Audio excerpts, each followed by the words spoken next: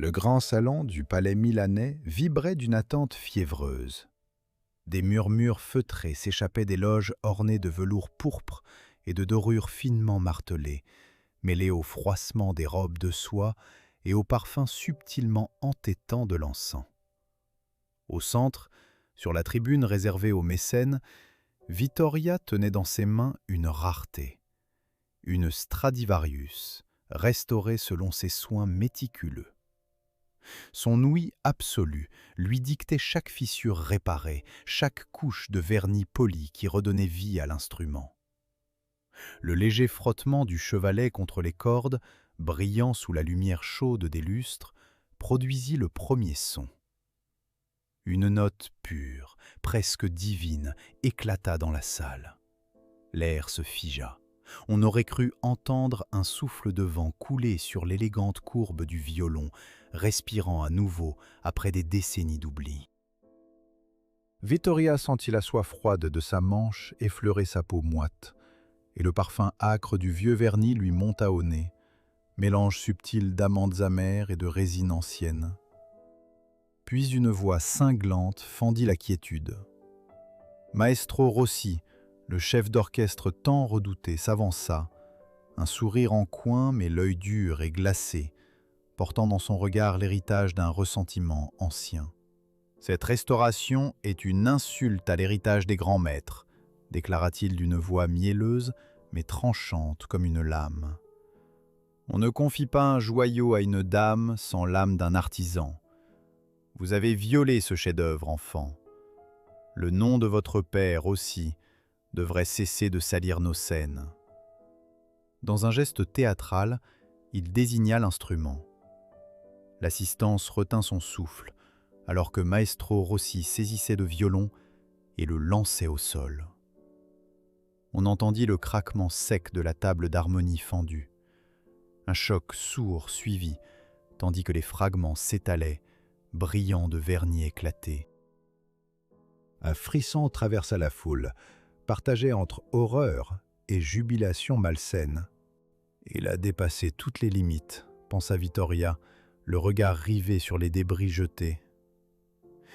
Sa cruauté se passait de mots, et pourtant, chaque syllabe prononcée était une épée glissée dans ses entrailles. Derrière le chef d'orchestre, la silhouette élancée d'Isabella se dessina.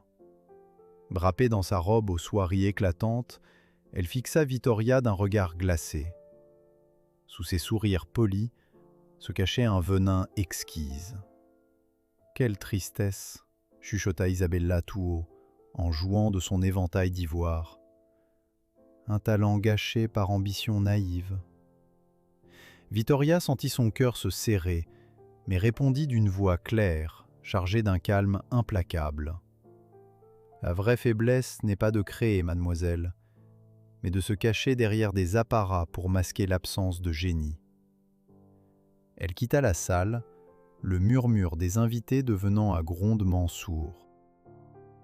La fraîcheur humide du couloir la saisit, accompagnée du frottement récurrent des bottes des domestiques sur le marbre froid.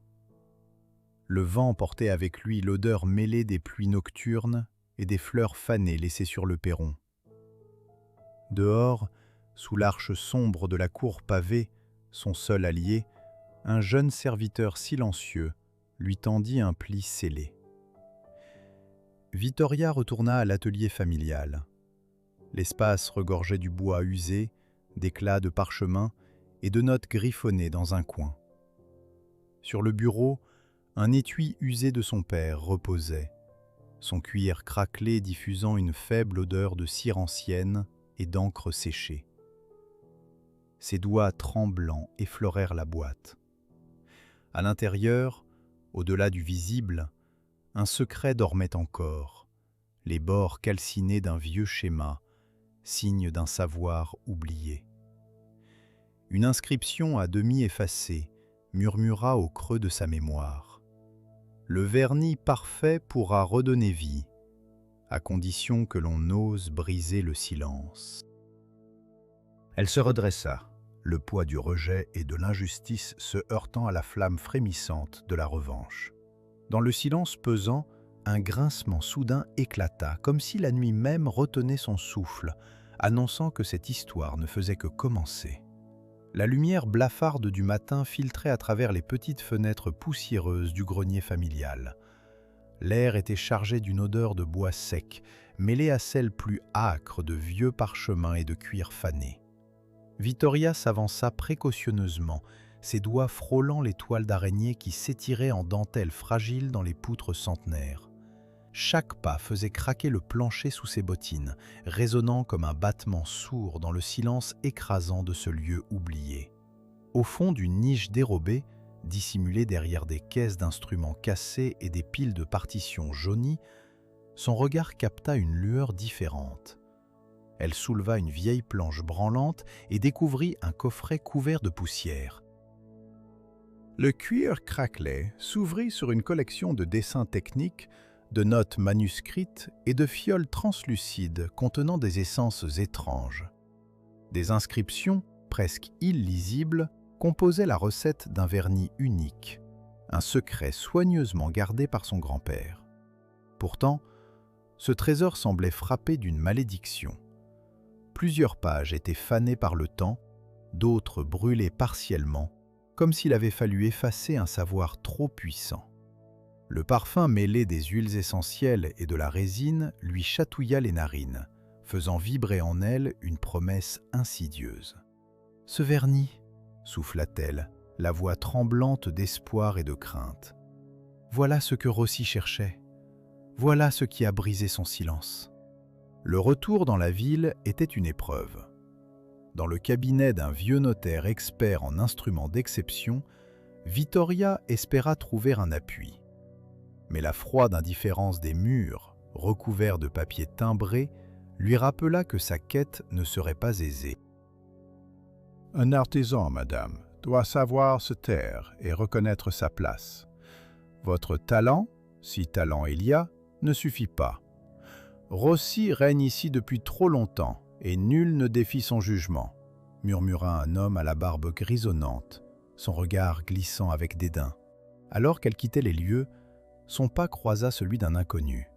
Un homme dont la démarche souple et le regard perçant semblaient peser le monde en silence. Une poignée de main furtive laissa sur sa peau une trace froide, comme la lame d'une balançoire. Il se présenta sobrement, mais son nom portait le poids d'une révélation.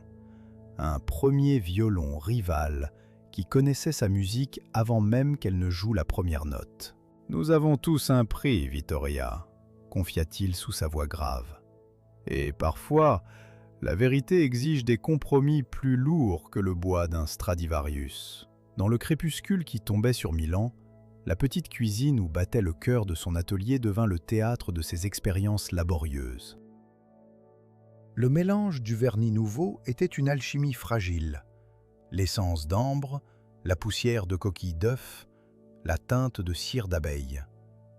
Le flottement entre succès et raté emplissait la pièce de parfums changeants, tantôt doux, tantôt amers, tandis que la lampe à huile jeta des ombres dansantes sur les murs tapissés d'outils et de notes griffonnées. Mais la quiétude des nuits faiblit brusquement. Un craquement sourd à la porte, des pas furtifs précipités, le souffle contenu d'une présence indésirable. Une ombre glissa sous la tentative maladroite d'intrusion, et Vittoria sut que ses ennemis étaient plus proches qu'elle ne l'imaginait. À ce moment précis, un papier fut glissé par le soupirail entr'ouvert. Un sceau, celui du nouvel ordre musical qui cherchait à se libérer de l'oppression de Rossi. L'invitation à rejoindre ce cercle où musique et pouvoir dansaient ensemble avait le parfum d'une promesse, mais aussi d'un piège. Ressentir l'étreinte glacée de la solitude mêlée à l'élan brûlant de la révélation. Voilà le vertige qui l'habitait, alors que la nuit tombait sur les pavés et que le murmure de la ville s'engouffrait dans les rêves enfouis. Au fond de son cœur, Vittoria savait que la véritable bataille ne faisait que commencer. Et déjà, le silence étouffant s'emplissait d'échos que seuls les instruments les plus sensibles pouvaient entendre. Dans l'ombre de la nuit milanaise, L'atelier de Vittoria brillait faiblement sous la lueur vacillante d'une lampe à huile, projetant des silhouettes dansantes sur les murs tapissés d'outils anciens et de notes griffonnées. L'atmosphère exhalait un mélange dense de résine, de vernis frais et de bois chauffé par des heures d'attention minutieuse. Chaque geste de Vittoria était une chorégraphie précise. Le ponçage délicat, l'application du vernis à l'aide d'un pinceau presque aérien, la pose méticuleuse des cordes. Son cœur battait au rythme des frissons que lui procurait ce secret entre ses mains. La naissance d'un violon unique, baptisé sous le masque anonyme du Maître X. Au-delà des murs de sa retraite, les senteurs humides de la ville s'engouffraient par les fenêtres entr'ouvertes. Le bruissement lointain des calèches sur les pavés résonnait avec le froissement des feuilles mortes, tandis que le vent portait l'écho lointain d'un violoncelle solitaire. Dans le marché au bois, l'air sentait l'écorce fraîche, la poussière du sciage et la sève encore vive. Vittoria parcourait les allées, choisissant avec un œil affûté les planches d'érable et d'épicéa qui seraient le squelette de son œuvre. Sa silhouette semblait fragile, mais la fermeté de ses mains trahissait un feu intérieur. Un marchand au visage buriné la jaugea d'un regard sceptique, une moue grimaçante à demi voilée. « Vous, dame, vous croyez savoir ce qu'il faut pour un Stradivarius ?» lança-t-il avec ironie. « Laissez à vos hommes ce qui dépasse votre entendement. » Sans se départir du moindre sourire, elle répliqua, d'une voix ferme et polie, là où le venin se cachait dans la courtoisie. « Monsieur, j'exerce un art que vous ne comprenez manifestement pas. Il faudrait que vous appreniez à distinguer l'arbre de la forêt avant de juger l'artisan. Peut-être qu'un jour, vos bois chanteront aussi sous mes doigts. » Son trait d'esprit roula dans l'air tel des billes de verre, piquant son interlocuteur d'effroi et de gêne. L'échange, bien que retenu, fut un duel d'esprit tranchant, vibrant d'une tension que seule une salle de bal pourrait égaler.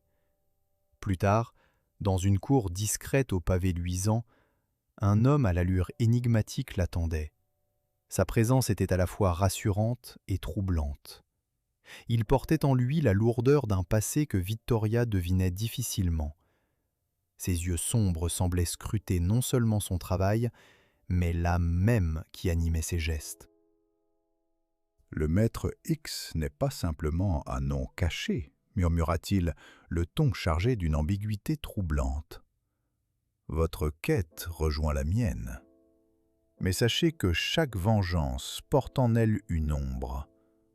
Êtes-vous prête à payer ce prix ? Sans répondre, Vittoria sentit sur sa peau la lourdeur invisible d'un secret partagé.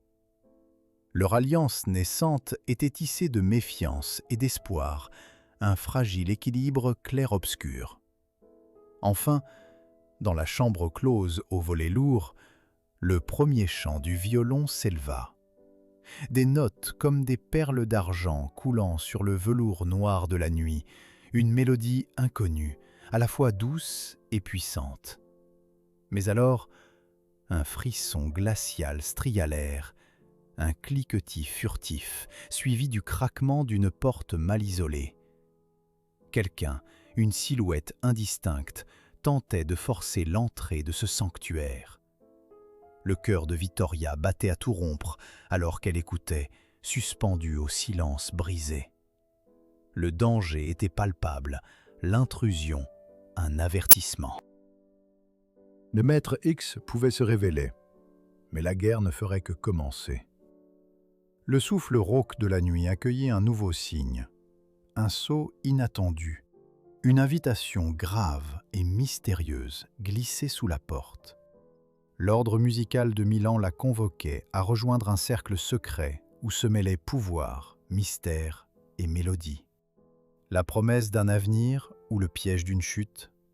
Vittoria se tenait à l'orée d'un chemin où chaque note jouée pouvait être aussi tranchante qu'une lame dans l'obscurité. Son art ne serait plus seulement réparation, mais arme, masque et vérité. L'aube n'était pas loin, et déjà les ombres de la cité murmuraient que rien ne serait plus jamais comme avant. Le grand salon du nouveau cercle musical brillait sous les cristaux des lustres, éclats dansant dans l'air chargé d'un parfum composé de cire brûlée et d'accords suspendus. Les murs ornés de boiseries polies à la main semblaient résonner des murmures excités des invités venus des plus hautes sphères de Milan. Vittoria, dissimulée derrière les doubles portes en chêne, observait la scène avec un calme fin, son cœur battant au rythme d'une éloquence contenue. Sous le nom du Maître X, elle était devenue une énigme, une légende murmurée dans les salons et les coulisses. Son instrument, un chef-d'œuvre d'équilibre et de pureté, captivait l'auditoire. Chaque note semblait tisser un filet invisible, emprisonnant tous les regards qui osaient le croiser. L'air était chargé du froissement des robes de soie, de la chuintante délicatesse des éventails et du doux crépitement des chandelles. Une toile de fond parfaite pour un retour triomphant. Dans un coin, vêtue d'une robe d'émeraude chatoyante, Isabella dévorait la scène du regard, crispée. Son visage était un masque de fascination douloureuse et de jalousie effrayée. Elle se pencha vers une dame du monde et murmura d'une voix mielleuse, mais venimeuse. « Il est charmant, ce Maître X. Mais savez-vous que le vrai génie se cache souvent derrière des noms plus modestes? Une femme, par exemple? Quelle absurdité pour ce milieu, n'est-ce pas? » Sans vibrato, Vittoria tendit son verre et adressa un sourire glacé à sa rivale. « Ah, mademoiselle Isabella, toujours prête à couvrir son manque de talent d'un éclat de bijoux. On dit que l'habileté ne s'apprend pas au théâtre des vanités. » Le murmure qui suivit fut imperceptible, mais chargé d'une victoire silencieuse, un coup porté avec une légèreté assassine. L'échange, poli mais dévastateur, dessinait sur chaque visage les lignes d'une guerre sociale nourrie d'amertume et d'un savoir-faire véritable. L'homme énigmatique, dont la présence teintait chaque interaction d'une tension électrique, s'approcha doucement. Son souffle se mélangea à celui des instruments immobiles, et sa voix, profonde et teintée d'un secret ancien, posa un voile d'ombre sur les lumières du salon. « La musique a une vérité que seuls les cœurs brisés peuvent comprendre, » murmura-t-il à Vittoria. « Rossi, cet homme, n'est pas seulement un tyran de la baguette. Il a ses raisons. Vous devrez danser avec cette ombre si vous voulez le terrasser. » Un regard, fugace mais intense, scella leur alliance entre guerre, doute et espoir. Chaque instant vibrait d'une promesse délivrée par la douceur des notes et le feu invisible d'une revanche ancestrale. Plus tard, dans une salle adjacente, un accord se brisa net. La porte claqua. La voix d'Isabella se fit acerbe, une plainte faussement désolée. « Vendre ce violon? À qui? À cet étranger masqué? Croyez-vous que je vais me laisser voler mon trône par une ombre ?» L'acidité de ces mots, enveloppée d'un ton mielleux, rencontra le calme souverain de Vittoria. « Votre souffrance est la plus belle des musiques, Isabella, car elle révèle la cruelle vérité. Sans l'instrument, votre talent n'est que poudre aux yeux. » Un choc feutré d'un silence lourd suivit. À l'extérieur, le vent s'engouffrait dans les ruelles, soulevant les fragments de feuilles mortes comme autant de secrets diffus. Le mystère s'épaississait. Rossi avait reçu une lettre au sceau du Maître X. Son sourire, d'une froideur démentielle, exprimait une satisfaction prédateur. Il avait senti l'étau se resserrer autour de lui. Dans ce théâtre de velours et d'ombre, Vittoria sentait que chaque note jouée était une flèche décochée vers un destin incertain, chaque regard un duel silencieux où l'honneur, le mensonge et la vengeance s'entremêlaient en un ballet tourmenté. Au plus profond d'elle-même, elle savait que ce retour, au lieu d'être un point d'orgue, n'était que le prélude à une tempête qui balayerait 1000 ans et la vérité avec elle. Les premières lueurs de l'aube pénétraient à peine les fenêtres étroites de l'atelier lorsque Vittoria, épuisée mais fidèle à elle-même, reprenait son œuvre avec une précision inébranlable. L'éclat du vernis fraîchement appliqué effleurait la surface du violon, révélant des nuances dorées aux reflets ambrés, presque vivants. Chaque couche, patiemment déposée, était une dentelle de lumière et d'ombre, comme si elle insufflait à l'instrument une âme nouvelle, réconciliant hier et demain. Dans ce refuge chargé des souvenirs de son père, des échos de mélodies anciennes mêlées à ses tentatives novatrices, elle tâchait de dominer l'exigence implacable du maître Is, double secret, double vie. La fine poussière de bois volait dans l'air, capturant la lumière qui trompait les yeux. Le silence de la pièce n'était rompu que par le raclement silencieux des outils et le souffle régulier de Vittoria, concentrée, presque en transe. Alors que la cité s'éveillait loin de ce sanctuaire, des informations circulaient au marché noir des arts et des ambitions. Rossi, tout-puissant chef d'orchestre, déclenchait une campagne sournoise visant à discréditer l'émergence du maître Is. L'avalanche de rumeurs, de faux récits et de pamphlets moralisateurs, portés par des voix mercenaires et habiles, se répandait parmi les nobles et les marchands. Au milieu de cette tempête, Isabella tissait dangereusement ses filets. Son sourire enjôleur masquait un esprit calculateur. Elle proposait une alliance offensivement subtile, un mélange de charme et de menaces voilées. Pour elle, éliminer Vittoria n'était plus suffisant. Il fallait la faire disparaître au profit de sa propre montée sur une scène désormais pleine d'ombres mouvantes. Une nuit, dans le secret étouffant d'une salle close, Vittoria reçut la visite d'un messager porteur d'un défi. Une invitation codée, un duel artistique dérobé au silence des coulisses. Sur le parchemin fané, des mots tracés à l'encre sépia parlaient non seulement de musique, mais de vérités cachées, de trahisons anciennes et d'un pouvoir insoupçonné détenu par celui qui saurait jouer la partition ultime. Les heures suivantes furent une valse d'émotions contradictoires. La peur côtoyait l'excitation, l'incertitude se mêlait à la détermination. Souvent, elle reposait sa tête sur son bras, écoutant affleurant dans l'ombre des souvenirs enfuis. La voix rassurante de son père, les conseils murmurés au creux des nuits sans sommeil, la dureté joyeuse des ateliers où elle avait appris à aimer le bois. Le jour du duel arriva dans un théâtre discret, caché dans les méandres anciens de Milan. Les gradins de velours rouge accueillaient un public trié sur le volet, composé d'amateurs d'exception, de mécènes avides et d'ennemis tapis dans l'obscurité. La tension était palpable, vibrante, presque tangible. Chaque souffle, chaque froissement d'étoffe, chaque regard trahissait l'importance singulière de l'événement. Lorsque la première note s'éleva, le silence se fit absolu. Une vibration pure, frémissante, d'une intensité rare. Vittoria ne jouait pas seulement avec ses doigts, mais avec toutes ses mémoires, toutes ses blessures et ses espoirs. L'instrument répondait, chantant un récit secret, une mélodie trempée dans la lumière et la douleur, où chaque son portait en lui une part d'âme.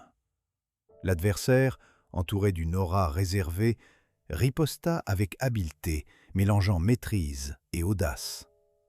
Mais sous la surface des accords brillait un duel bien plus profond, une lutte silencieuse de volonté entre lumière et obscurité, entre passé blessé et avenir à conquérir. À la fin du dernier accord, un souffle collectif traversa l'audience. L'affrontement n'avait pas seulement été musical, mais symbolique, marquant un tournant définitif. Vittoria sentait au creux de son être que cette victoire était plus qu'un triomphe artistique. Elle était une clé, une ouverture vers des vérités enfouies et des chemins inexplorés. La nuit tombait peu à peu, enveloppait la ville de ses voiles de mystère, tandis qu'à l'intérieur du théâtre, certains visages s'éclairaient d'une lueur nouvelle.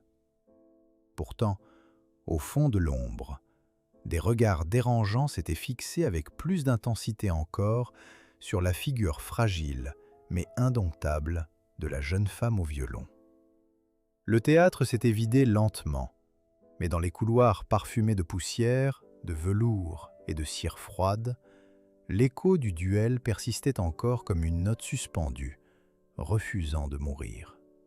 Vittoria demeura un instant seule sur scène, la paume posée contre l'éclisse de son violon, sentant sous ses doigts la vibration résiduelle de l'instrument, telle une mémoire vivante. Le silence après la musique avait une densité presque physique, et il lui semblait qu'en l'écoutant bien, on pouvait y entendre les vérités que personne n'osait formuler à voix haute. Derrière le rideau de pourpre, l'homme énigmatique l'attendait. Son visage, à demi caché par la pénombre, portait cette fatigue calme des êtres qui ont longtemps marché dans les labyrinthes de leurs propres secrets. Il ne la félicita pas, il ne sourit pas. Il se contenta de lui tendre une enveloppe scellée d'un cachet de cire noire. « Rossi a compris que le masque ne suffirait plus, dit-il. Il a commencé à remonter les fils, et quand il tire, il brûle tout. » À l'intérieur de l'enveloppe, Vittoria trouva des fragments de correspondance, des noms barrés, des dates, des comptes inachevés, et surtout une mention qui la fit pâlir. Le nom de son grand-père, associé à celui de Rossi dans une affaire ancienne, étouffée depuis des années. Le papier avait une odeur de poussière, d'encre vieillie et de coffre fermé trop longtemps. En le relisant, elle sentit revenir une douleur qu'elle croyait enfouie, celle de l'héritage déformé, du silence transmis comme une faute. Dans son atelier, la lumière du soir glissait sur le bois poli des instruments, alignés comme des sentinelles. Elle inspecta le violon de Maître X avec une attention presque douloureuse. Le vernis, qu'elle avait composé à partir de la recette dérobée au passé, dévoilait des reflets profonds, mais quelque chose dans la caisse résonnait étrangement. En frappant très légèrement la table d'harmonie, elle entendit un timbre trop sourd, une cavité, un espace caché. La découverte fut brutale.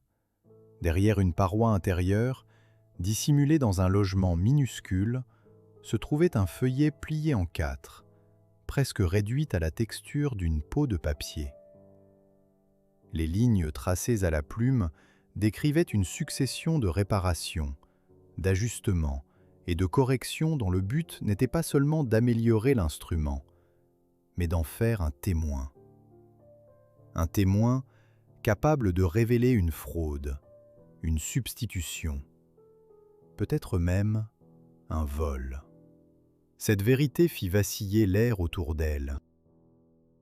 Tout ce qu'elle croyait simple, la jalousie d'Isabella, l'hostilité de Rossi, la mystérieuse loyauté de l'inconnu, prenait soudain une profondeur plus vaste, plus dangereuse.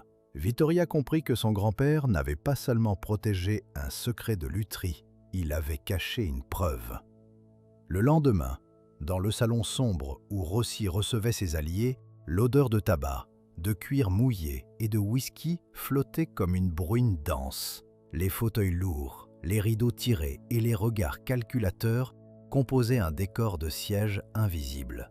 Vittoria avait été convoquée, non par invitation, mais par nécessité. On voulait la voir céder, on voulait l'éprouver. Rossi l'accueillit avec son habituel sourire poli, celui d'un homme qui transforme la menace en civilité. « Vous vous obstinez à jouer sur une scène qui n'est pas la vôtre, dit-il. Le talent ne suffit pas, il faut l'autorisation des anciens. » « Alors les anciens ont bien mauvais goût ?» répondit-elle avec une douceur tranchante. Ils confondent l'autorité et la peur. Un léger frémissement parcourut l'assemblée. Isabella, présente au fond de la pièce, détourna le regard avec une irritation à peine dissimulée. Elle avait compris qu'en public, l'élégance de Vittoria était plus meurtrière qu'une accusation directe. La jeune femme n'attaquait jamais frontalement. Elle révélait.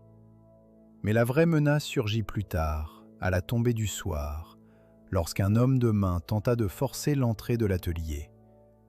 Vittoria, avertie par un craquement presque imperceptible, prit l'épingle à cheveux posée sur la table, la glissa dans la serrure et bloqua le mécanisme assez longtemps pour alerter le voisinage. Les pas précipités s'enfuirent dans la ruelle, laissant derrière eux une odeur de pluie et de fer. Sur le plan de travail, elle retrouva un morceau de papier humide. Une seule phrase y était griffonnée, presque illisible. « Le maître X doit disparaître avant la cérémonie. » Ce mot, cérémonie, déclencha en elle un froid plus vif que la peur. Tout s'agençait désormais autour d'un événement unique, prévu de longue date, au cours duquel le nouvel instrument serait joué devant les plus puissants de la ville. Une présentation, une consécration ou un piège parfaitement réglé. Cette nuit-là, Vittoria ne dormit pas. Elle resta à la table, les cheveux défaits, le visage éclairé par la dernière lampe, et relut encore les papiers cachés dans le violon. Le nom de son grand-père, au lieu de l'écraser, redressait sa colonne intérieure. Il y avait eu trahison, oui, mais aussi résistance. Il y avait eu peur, mais aussi stratégie. Et dans cet héritage incomplet, elle trouva moins une charge qu'une voix. Au petit matin, elle remit son tablier, attacha ses manches et reprit l'instrument avec une concentration tranquille. La ville pouvait bien remuer ses complots. Dans la paix fragile de l'atelier, le bois, la colle, le vernis et le souffle d'une femme déterminée continuaient de répondre à l'appel d'une vérité patiemment façonnée. À l'approche de la cérémonie, Milan semblait retenir son souffle.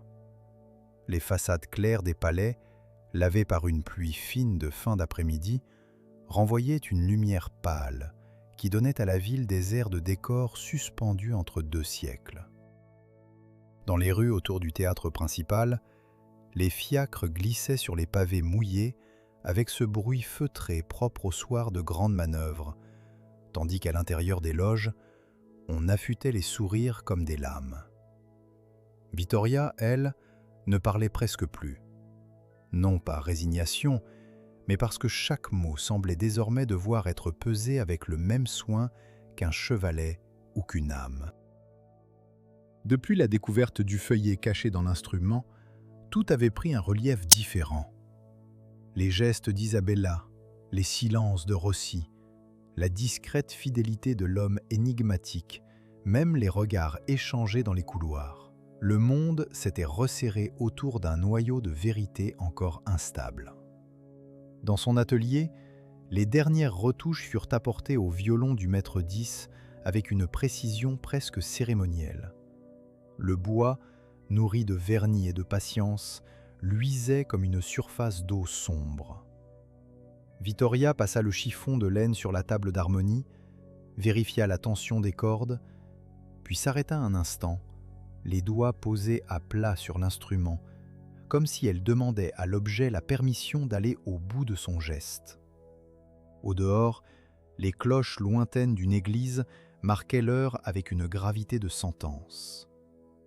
L'homme énigmatique entra sans bruit. Il avait le visage tiré de ceux qui ont trop longtemps combattu dans l'ombre. « J'ai confirmé l'essentiel, dit-il. Le document trouvé dans l'instrument n'est pas seulement une preuve de fraude, c'est un testament. Votre grand-père savait qu'on tenterait d'effacer sa contribution à cette lutherie. Il a caché les traces de la véritable succession des bois, des plans, des signatures. » Vittoria releva les yeux. « Et Rossi ? Rossi a compris que s'il tombe, il n'emportera pas seulement un nom, il emportera toute une hiérarchie de mensonges. La phrase resta entre eux comme un poids. Pourtant, dans la fatigue qui entourait sa voix, il y avait moins de fatalité que d'attention presque tendre. Vittoria sentit, sans le dire, qu'une confiance plus solide que les alliances de circonstances s'était peu à peu construite. La cérémonie débuta au crépuscule dans la grande salle du théâtre, illuminée de chandeliers à multiples branches dont la cire chaude mêlait son odeur à celle, plus sèche, du velours ancien. Les invités arrivaient par groupes compacts, porteurs de plumes, de rubans et de certitudes. Rossi occupait le centre du dispositif, avec cette élégance autoritaire qui donne aux hommes puissants le faux air d'être inattaquables.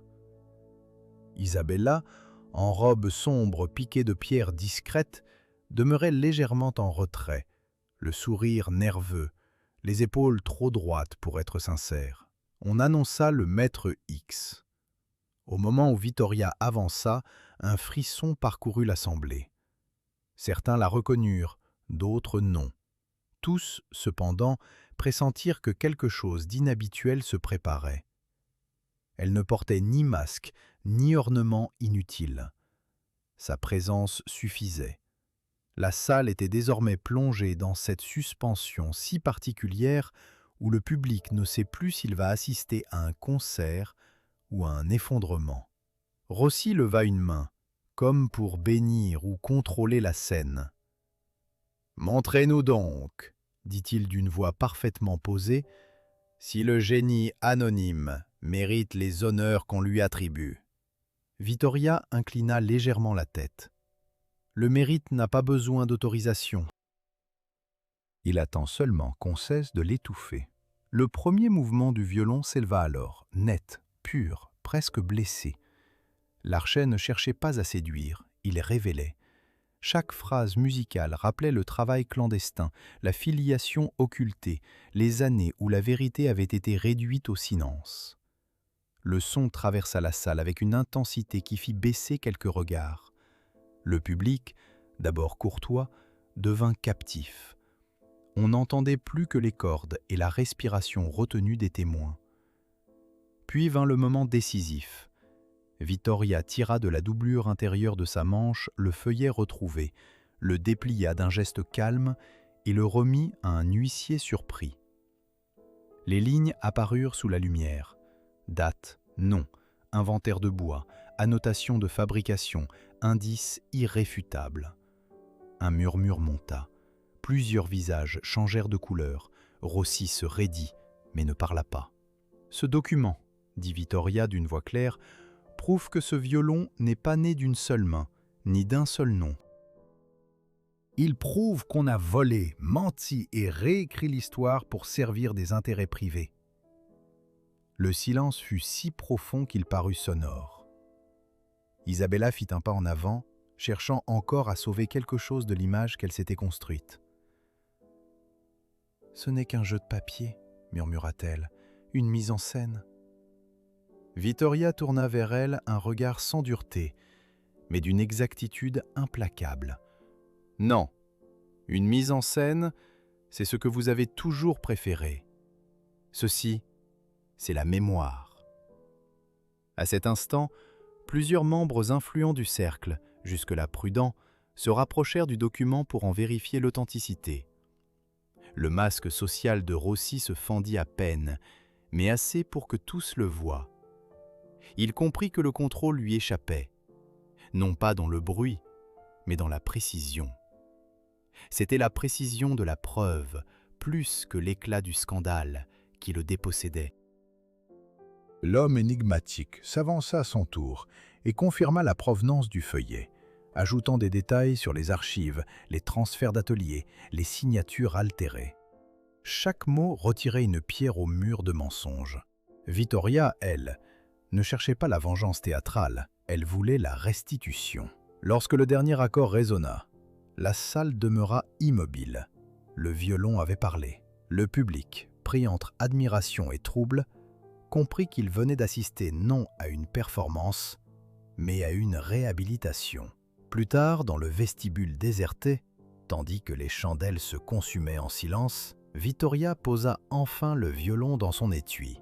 Son visage était calme, presque serein. Elle savait que rien ne s'effacerait d'un seul geste, que les habitudes de pouvoir résistent mieux qu'un mensonge démasqué. Mais quelque chose s'était déplacé irréversiblement. Un nom avait retrouvé sa place. Une lignée avait repris souffle. Et dans le miroir terni du couloir, elle aperçut une femme qui ne demandait plus la permission d'exister. À l'aube, Milan avait retrouvé cette immobilité particulière qui suit les nuits de tension extrême. Les rues étaient encore humides, les pavés luisants sous une lumière laiteuse, tandis que les volets s'ouvraient un à un sur des intérieurs déjà remués par les rumeurs de la veille. Dans ce calme de surface, chacun savait pourtant qu'un ordre ancien venait de se fissurer. La cérémonie avait laissé derrière elle plus qu'un scandale, une brèche.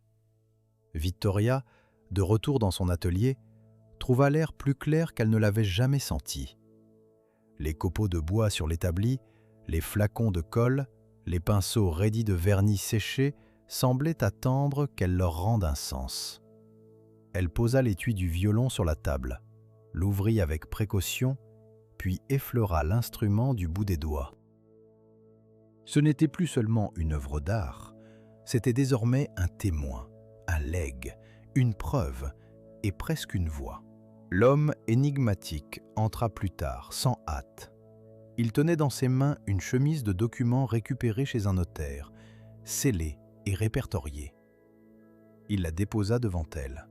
« Tout est là, dit-il simplement.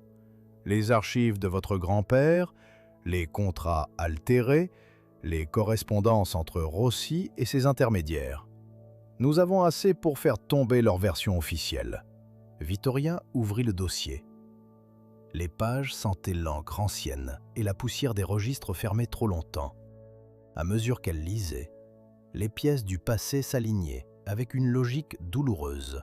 La lente dépossession de son nom, l'effacement méthodique de sa famille, la peur entretenue pour faire taire les témoins. Mais au lieu de l'écraser, cette vérité lui offrit une fermeté nouvelle.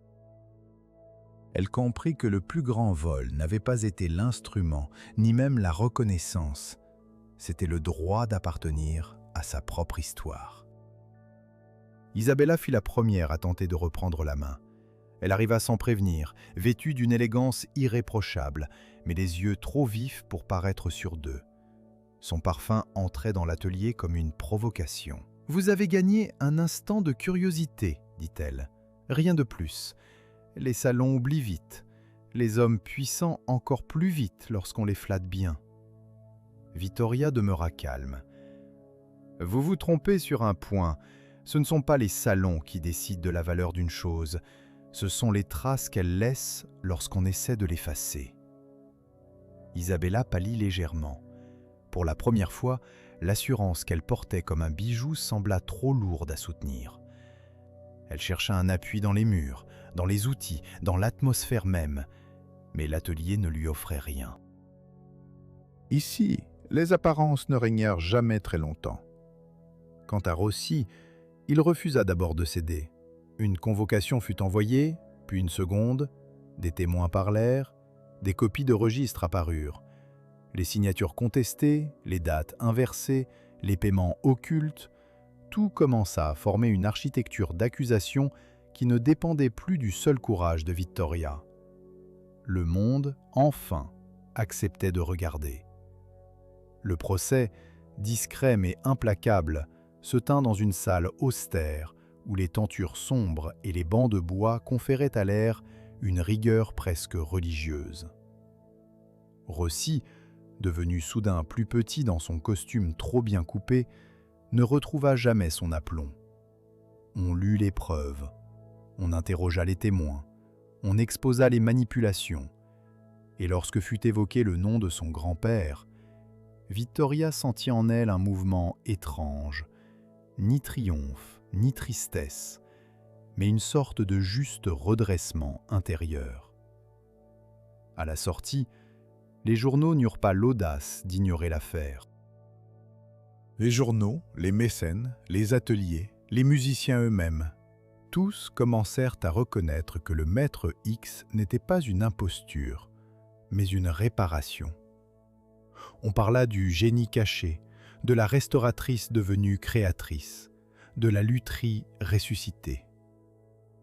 Pourtant, Vittoria ne se laissa pas distraire par le bruit. Elle savait qu'une victoire publique n'avait de sens que si elle permettait de vivre autrement en privé. C'est alors qu'elle prit une décision qui surprit même l'homme énigmatique. Elle refusa de s'attacher au théâtre, refusa de devenir un emblème manufacturé par d'autres, refusa aussi la facilité d'une vengeance prolongée. Elle voulait construire, pas seulement dénoncer, pas seulement punir, réparer, transmettre, enseigner.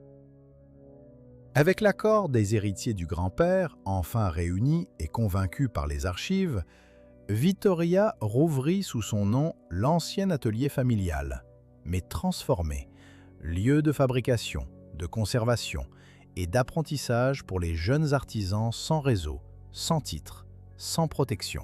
Les tables furent nettoyées, les outils réaffûtés, les étagères remplies d'essence de bois choisie avec un soin presque liturgique. Le passé ne fut pas effacé, il fut réorganisé. Un soir, alors que la lumière tombait en biais sur les établis, l'homme énigmatique s'arrêta sur le seuil. Il regarda Vittoria travailler, penché sur un éclat d'érable, et dit sans emphase : « Vous avez récupéré bien plus qu'un an. » Elle leva les yeux vers lui, un sourire discret au bord des lèvres. « Non, j'ai seulement arrêté de le laisser aux autres. » Le dernier geste fut simple. Elle prit le violon, celui qui avait porté tant de secrets, et joua quelques mesures dans l'atelier désormais silencieux.